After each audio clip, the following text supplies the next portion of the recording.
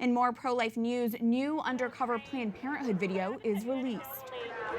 My biceps appreciate when the ditch works. Oh, I have to hit the gym for this.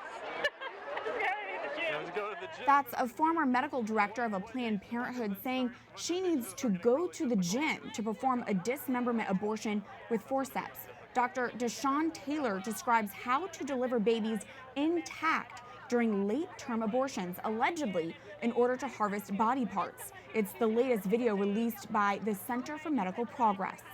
David Daleiden is the man behind the undercover Planned Parenthood videos and project lead at the Center for Medical Progress. He joins us from our EWTN studios in Garden Grove, California. David, thank you for your time. Thanks for having me on. David, in Arizona, it is law that if a baby that's being aborted shows signs of life, that baby must be transported to the hospital. When you asked Dr. Deshaun Taylor about that protocol, she said the key is you need to pay attention to who is in the room.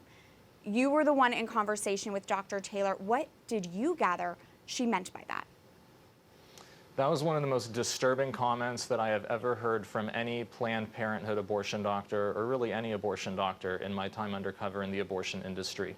When the law is that if a baby comes out intact in a late-term abortion, and you're supposed to check for the signs of life of the baby, whether there's a beating heart or respiration or pulsation of the umbilical cord or movement of voluntary muscles. And if there's signs of life, you're supposed to do everything you can to save the baby.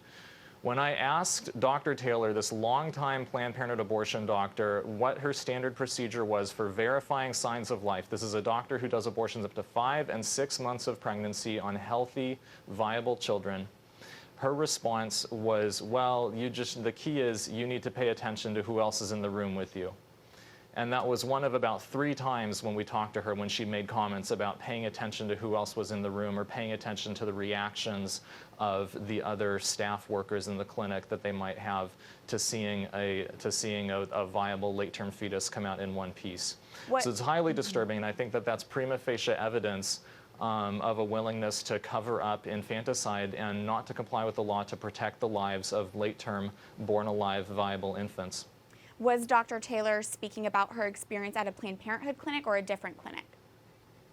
It sounded to me like she was speaking about her experience as an abortion provider, and she's been an abortion provider for many different Planned Parenthood clinics. As recently as within the past year, she's worked for the very biggest Planned Parenthood affiliate in the entire country, Planned Parenthood Marmonte.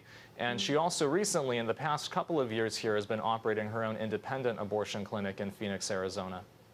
Now, Dr. Taylor and many of the people you've talked with in your videos seem quite open, sharing details of their work. Was it difficult to prod for this information to be shared, or is it common knowledge within the abortion industry? You know, one of the things that was quite disturbing is the more and more conversations that we had with doctors like that, the more and more that we realized that a lot of this stuff was pretty commonplace.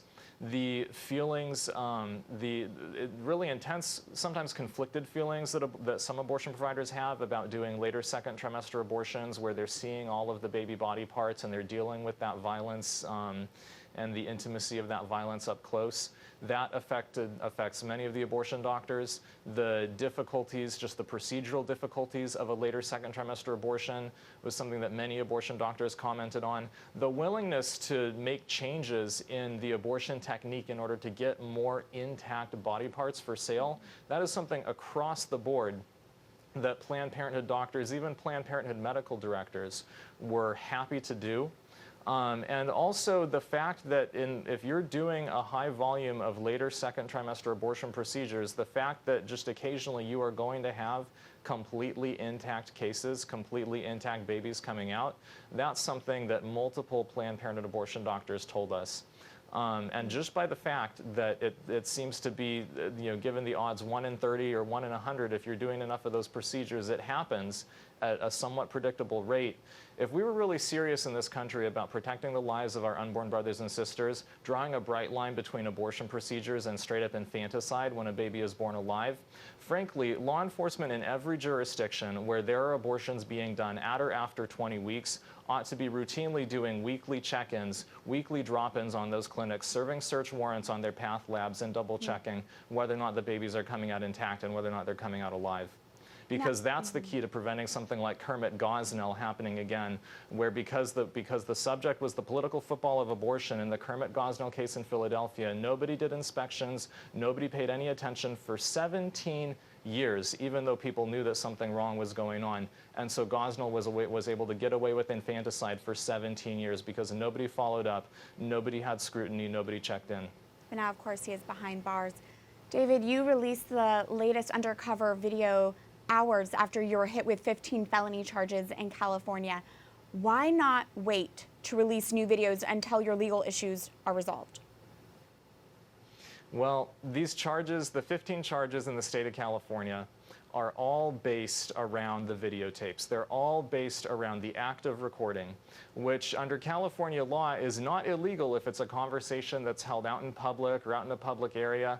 That's why these 15 charges are totally bogus, because every single videotape that's cited in the Attorney General's complaint is a videotape that was made of a conversation that was out in public where it could be overheard, and in fact it was overheard, and we can prove that because you'll see it on the videotapes.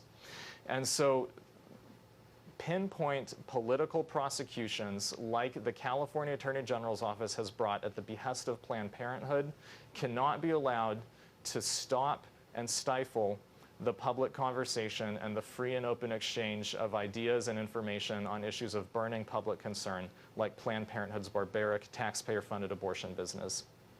David Daleiden, project lead for the Center for Medical Progress, thank you for your time.